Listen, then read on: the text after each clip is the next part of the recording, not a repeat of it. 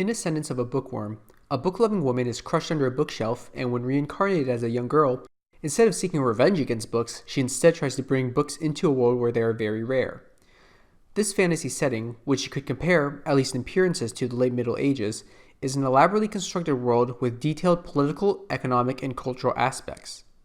This video, however, will be about our own world in respect to Mind's principal directive to create a book. I will briefly go over the history of bookmaking following Mind's steps, and then the history of books specifically in Japan. Mind's first attempt at creating something to write on is papyrus. The process involves weaving strips from the center tissue of the papyrus plant. Mind, however, doesn't have the tools or experience to do the process efficiently and soon gives up. She then tries clay tablets, but doesn't have the expertise to fire the tablets correctly and soon abandons this approach as well. In the real world, the history of books begins with clay tablets used in the 3rd millennium BCE in Mesopotamia.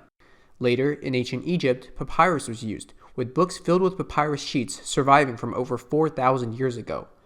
Papyrus was supplanted by parchment made from animal skins as the dominant writing material starting from about 300 BCE in Egypt and the Greco-Roman world.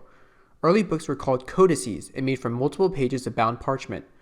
Though parchment is available in the world of the show, Mind does not pursue it as it is very expensive. Interestingly, the familiar slate, board, and chalk that Mind uses to learn how to write is a bit anachronistic. Slate wasn't a popular writing surface until almost the 19th century. During Greco-Roman and medieval times, the more common reusable surface would have been the wax tablet, which one could erase by heating the wax and smoothing it out.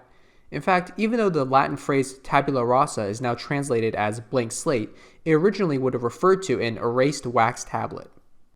Next, Mind naturally turns towards making paper. Paper was invented in China 2,000 years ago and was popular in East Asia and the Arabic world, but only began seeing major adoption in Europe over parchment in the 15th century, even though paper mills did exist in many European countries before then. In the show, it is implied that paper does not exist and there is only parchment, as Mind's idea of making paper from plants is seen as a novelty. The process of making paper involves extracting the cellulose from some plant matter and creating pulp. Pulp can then be pressed and dried to make paper.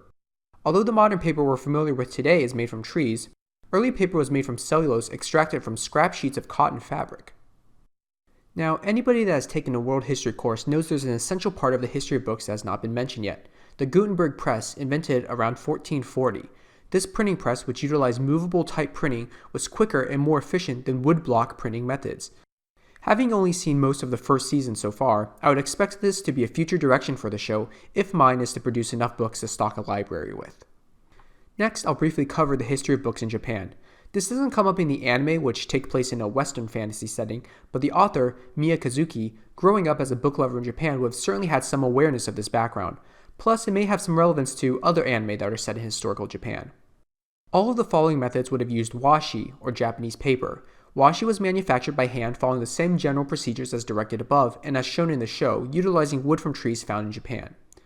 The earliest type of writing collections were makimono, or scrolls. All surviving written records from the Asuka and Nara periods from about 550 to 800 CE are on scrolls. There were also emakimono, illustrated hand scrolls that had both pictures and text.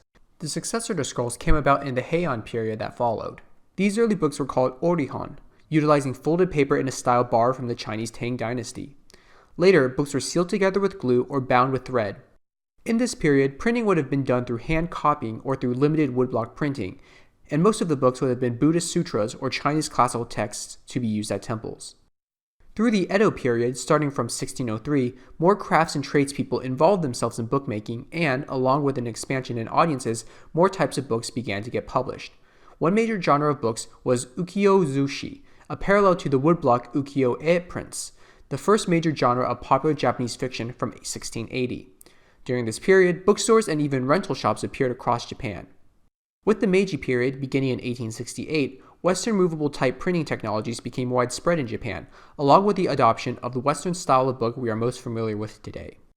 That's a brief history of books in the West and in Japan. I hope this video provided you with useful context about the books that serve as the driving force for Ascendance of a Bookworm, and will be an interesting reference whenever books are a central part of a story. Thank you.